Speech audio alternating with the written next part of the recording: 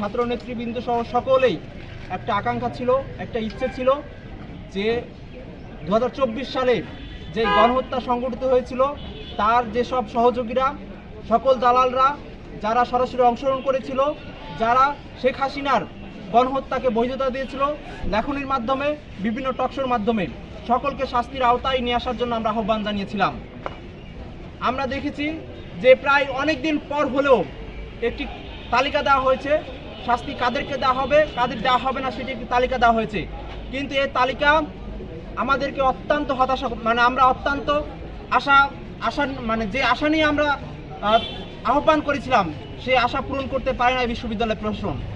আমরা দেখেছি যে যে সকল কর্মকর্তা এবং যে সকল শিক্ষক নামধারী এবং যে সকল ছাত্রলীগের যারা গণহত্যার দায়ে অভিযুক্ত এবং গণহত্যার বৈধতা দিয়েছিল তাদের যে তালিকা করা হয়েছে সেটি অত্যন্ত সংক্ষিপ্ত তালিকা, এর পর্যাপ্ততা নেই। কারণ শুধুমাত্র 4 তারিখে অর্থাৎ 35শে জুলাই যে ইসলাম বিশ্ববিদ্যালয়ে যে বিক্ষোভ মিছিলটি সংগঠিত হয়েছিল সেখানে প্রায় শতাধিকের উপরে কর্মকর্তা, কর্মচারী এবং শিক্ষকরা যুক্ত ছিল এবং তাদের নাম আসে নাই, এবং তাদেরকে যারা লিডার দিচ্ছিল, তাদেরকে যারা নেতৃত্ব দিচ্ছিল তাদেরও নাম আসে নাই। এবং সে সময় ছাত্রলীগকে যারা শেল্টার দিত, ছাত্রলীগের যারা অভিভাবকের ভূমিকা অবতীর্ণ হয়েছিল তাদের নাম আসে নাই। সংগ্রামী সহযোদ্ধা বন্ধুগণ, আমরা বারবার রাস্তায় নামতে পারবো না।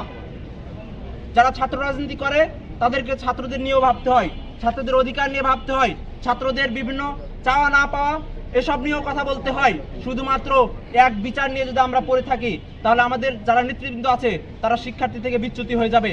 সংগ্রামী সহযোদ্ধা বন্ধুগণ এবং আমার সামনে উপস্থিত সাংবাদিক বন্ধুগণ, আপনাদের উদ্দেশ্যে আমরা একটা কথা বলতে চাই যে এই জুলাই অভ্যুত্থান পরবর্তীতে যেভাবে আমার আগের বক্তারা যে ব্যাপারগুলো বলেছে যে রাঘব বোয়ালদেরকে বাইরে রেখে একটি ছোট তালিকা এবং যাদের তুলনামূলকভাবে রাঘব বোয়ালদের তুলনায় যারা কম দোষী তাদেরকে শাস্তির আওতায় আনা হয়েছে। আমরা বলতে চাই যে ওই দ্রুততম সময়ের ভিতরে, আগামী 1 সপ্তাহের ভিতরে আপনারা এই তালিকা সম্পূর্ণ করবেন এবং যে যে দোষী, যার যে অনুযায়ী শাস্তি পাওয়া দরকার তাকে সেই অনুযায়ী শাস্তি দিবেন।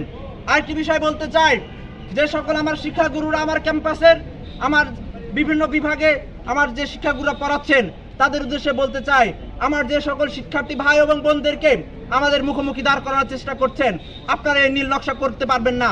আপনারা এই নীল নকশা যদি করতে চান আপনাদেরকে আমাদের মুখোমুখি হতে হবে।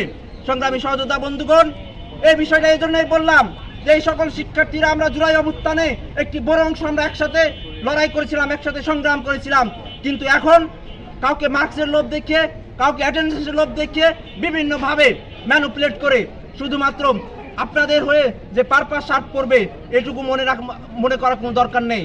দয়া করে আপনারা এ ধরনের দুঃসাহস দেখাবেন না, শিক্ষার্থীদের মুখোমুখি ছাত্র নেতাদেরকে করাবেন না। সংগ্রামী সহযোদ্ধা বন্ধুগণ, আরেকটি বিষয় না বললেই নয়, ইতিমধ্যে আমরা বিভিন্ন মাধ্যমে জানতে পারছি যে কোনো শিক্ষক নাকি সেভ এক্সিটের কথা চিন্তা ভাবনা করছে, অর্থাৎ শাস্তি এড়িয়ে তারা বিদেশে চলে যাওয়ার কথা ভাবছে। এজন্য বিশ্ববিদ্যালয় প্রশাসনের কাছে আহ্বান রাখবো আপনারা এদিকটিও দেখবেন, তারা যাতে এ দেশ ছেড়ে কোথাও না যেতে পারে। সংগ্রামী সহযোদ্ধা বন্ধুগণ, আরেকটি আমাদের বিষয় ছিল, আমরা যখন অতীতে যখন আন্দোলন করেছি যেমন এদের হত্যার বিচার চেয়েছিলাম তেমনিভাবে চেয়েছিলাম যে বিগত 16 বছরে বিভিন্নভাবে দুর্নীতি এবং অপশাসনের সাথে যারা জড়িত তাদেরও শাস্তির আওতায় আনার আহ্বান জানিয়েছিলাম। কিন্তু আমরা দেখেছি একটি তদন্ত কমিটি হয়েছে, তদন্ত কমিটির জন্য কি আলাদা করে রুমও বরাদ্দ দেওয়া হয়েছে, কিন্তু তদন্ত কমিটি আসলে কাজটা কি, তারা এখনো কেন সেই ফলাফল দিতে পারছে না? তাদের ভয় কিসের? তাদের যদি ভয় থাকে তাহলে তারা প্রয়োজনে বাসাতে বসে থাকুক। ভাই, আপনাদের তো ক্যাম্পাসে আসার দরকার নেই। আপনারা যদি বিগত 16 বছরে যেভাবে দুর্নীতি, অপশাসন যারা চালিয়েছে, কোটি কোটি টাকার বাণিজ্য করেছে, নিয়োগ বাণিজ্য থেকে শুরু করে ইসলাম বিশ্ববিদ্যালয়কে যেভাবে কুক্ষিগত করে রেখেছিল, তাদের বিরুদ্ধে আপনাদের কথা বলা যদি কাজ না থাকে আপনারা দায়িত্ব থেকে সরে দাঁড়ান, আপনাদের জায়গায় অন্য কেউ আসবে। আশা